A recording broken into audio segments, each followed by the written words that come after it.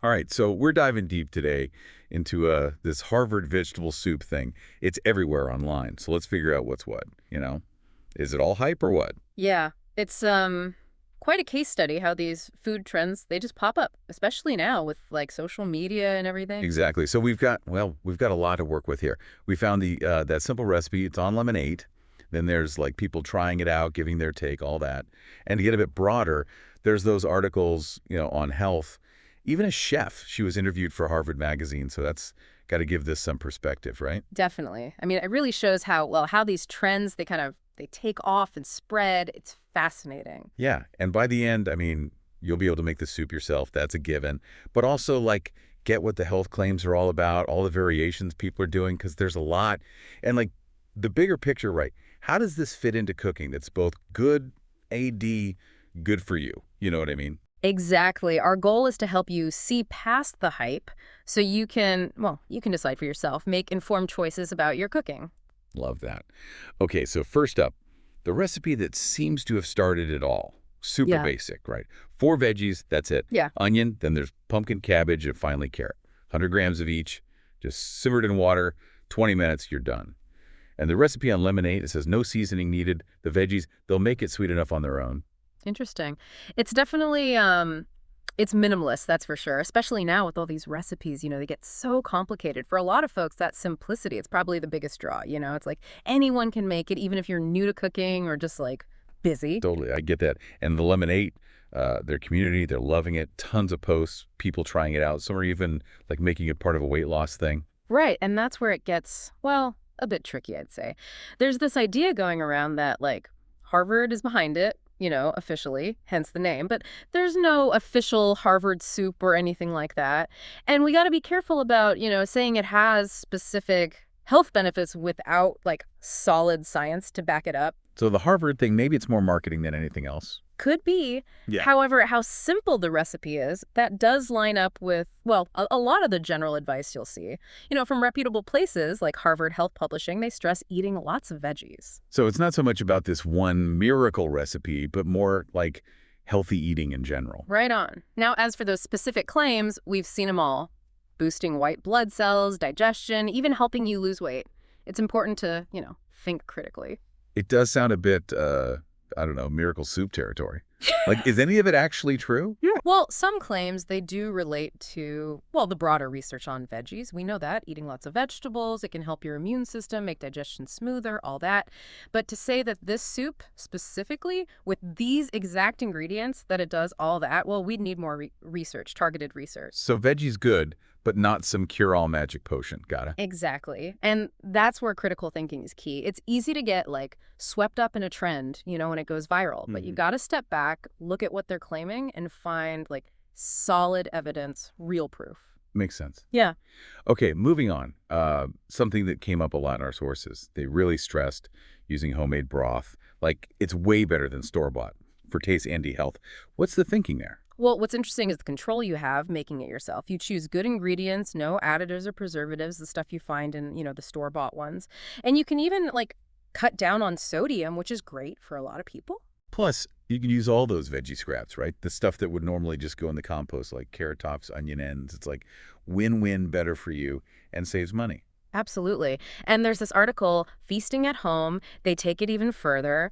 They talk about like techniques to get more flavor out of it, like sautéing the veggies first before simmering, gives it more depth, complexity.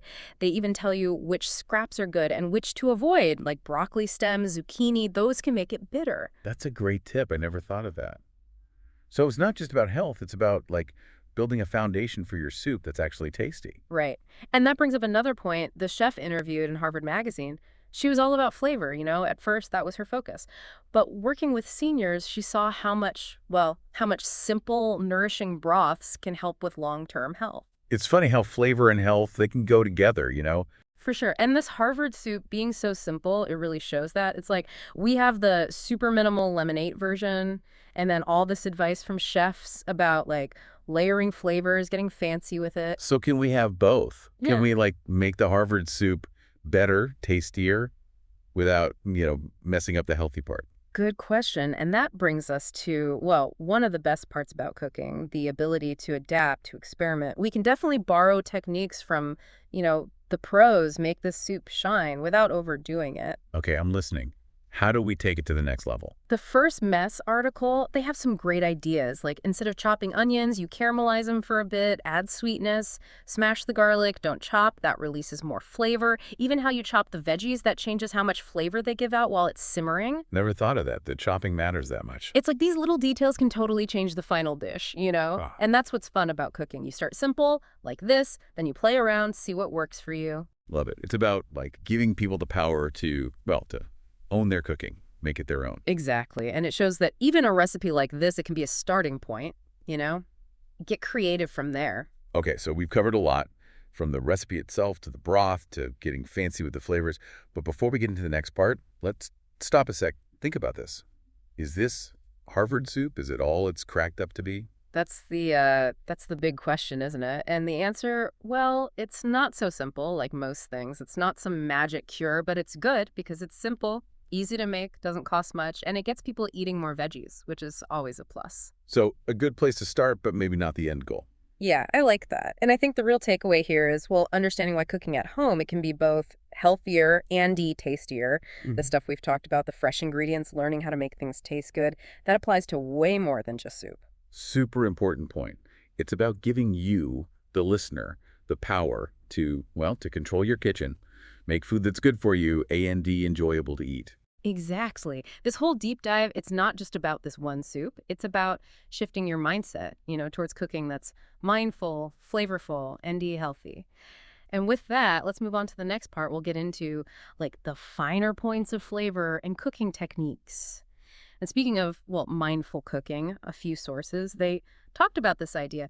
Adding a splash of acid to like boost the soup's flavor. It sounds kind of scientific, huh? Right. There's that article, One Ingredient Upgrade for Better Soups, they call it, like the conductor of flavor. Mhm. They say a little bit of acid, it brings everything together, makes the flavors work, harmoniously. But like, what does that actually mean when you're cooking? It's all about balance. Acids like vinegar or lemon juice, they brighten things up, they cut through any richness, add like a vibrancy, wakes up your taste buds. And it's not just vinegar. You can use, well, lemon juice, obviously, or wine, even a squeeze of orange. It depends what kind of flavor you're going for overall. So it's like that final touch that makes a dish go from good to like WOW. I've definitely noticed that like a squeeze of lemon can really change things. Exactly. And the timing matters too. The general advice is add the acid at the very end, right before serving. That's when it has the most impact. Makes sense. You wouldn't want to like cook it out, would you? Okay, so I'm going to try that, the splash of acid trick. It's amazing how these little things can like totally change how a dish tastes. It shows how, even with something simple like this Harvard soup, nuance matters. Little tweaks can make a big difference. Now, we've talked a lot about health, the good stuff in the soup, making your own broth. But what about people who, well, they might not have the time or, I don't know, the stuff to make broth from scratch? Any healthy alternatives out there? That's a great point. Homemade broth is great when you can, when you have time, fresh ingredients, all that. But it's not always realistic. Luckily, there are ways to, well, to navigate store-bought options and still eat healthy. So it's not like all or nothing. You can still kind of follow the Harvard soup idea, even with store-bought broth. Absolutely. You just got to be a smart shopper, that's all. Okay. Look for low sodium, organic, if you can find it. And read the ingredients. Make sure there's no weird additives, preservatives, that kind of stuff. Even with shortcuts, you can still, like, prioritize health, make choices that work for you. That's good to hear. It's about making informed choices no matter what your situation is. Okay, let's zoom out for a sec. Look at the bigger picture. We've got the recipe, the health stuff, the cooking techniques, but what is this whole Harvard soup thing? What does it say about like how people are approaching food these days? That's an interesting question. It seems to be tapping into, well, a few trends that are all coming together. First, there's this growing awareness, right? Food and health. They're connected. People want to eat things that are good for their bodies, that make them feel good overall. This soup, with all the veggies, the simple way it's made, it fits right in. And I think people just want things to be simple. Life is so busy, everyone's juggling so much. A recipe with like 5 ingredients, that's super appealing. No doubt. And social media, it's a huge part of this too. This soup wouldn't be so popular without like lemonade and all that, where people share recipes, try them out. It creates like a community around food. It's pretty cool. It's like social media has made food knowledge, well, accessible to everyone. It's not just chefs and like cookbook people anymore. Everyday people are sharing what they know, and that changes what's popular. Exactly. So for you listening, what speaks to you most about this whole Harvard soup thing?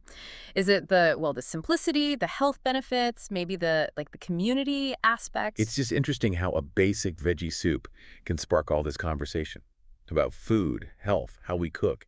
And it shows you that healthy eating, it doesn't have to be like complicated or boring. You got it. The Harvard soup, it's a perfect example of how something easy and approachable, it can also be really good for you. And it opens up all these possibilities to experiment in the kitchen, even if you're just starting out. I love that. It's about making healthy eating like fun and something you can actually stick with. And speaking of, well, sticking with things, there's something from the sources I wanted to mention. I'm curious, what is it? A lot of them talked about fresh seasonal ingredients, how important that is. Hmm. They said it makes things tastier and it's better for you, nutrition-wise. That's so key. It ties in perfectly with everything we've been talking about, mindful eating, healthy choices. Mhm. Choosing seasonal, it connects you to the natural way food is grown, supports local farmers, lets you experience ingredients when they're at their best, the most flavorful, the freshest. Win-win-win, right? Totally. And it takes us beyond just the recipe itself, makes us think about the bigger picture, how what we eat affects our health, the environment, our communities. It's like a reminder, cooking isn't just following a recipe, it's about making choices, conscious choices, that match what we believe in. So as we keep digging into this Harvard soup thing, let's keep that in mind. How can we all, be more intentional about using seasonal stuff in our everyday lives? Great question to think about. And it makes me wonder, if you were making your own veggie soup, your signature dish, what would you add to it? What ingredient or, I don't know, flavor combo would make it yours? Hmm. That's fun to think about, right? It makes you think about how to like personalize your cooking, make it creative, put your own spin on things. It's funny, every time we've like pulled on a thread with this deep dive, it's led to even more questions, interesting ones too. It's been quite a journey, hasn't it? We started with this, simple recipe that went viral, and we ended up talking about everything: flavor science, mindful cooking, social media, even the whole seasonal thing. In this Harvard soup, it's definitely been, well, a jumping off point, a way to start a bigger conversation about how we think about food. It shows how food is more than just fuel, right?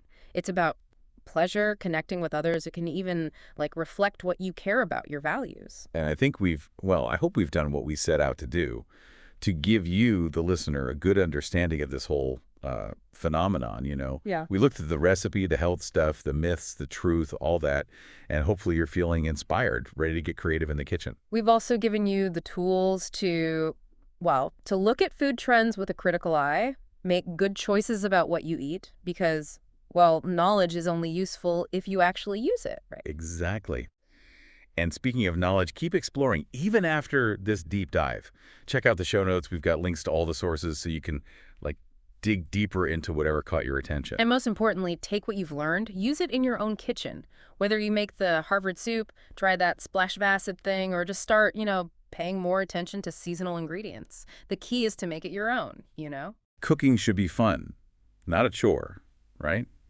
The more you learn, the more you try things out, the more confident you'll feel in the kitchen. Absolutely. And remember, there's no one right way to cook. It's all about finding what works for you, what you enjoy, what fits your life. So go out there and cook. And if you're feeling adventurous, let us know what you come up with. Your favorite soup recipes, your splash of acid experiments, anything you discover along the way. We want to hear about it. We love hearing from our listeners, learning from all of you. Until next time, happy cooking.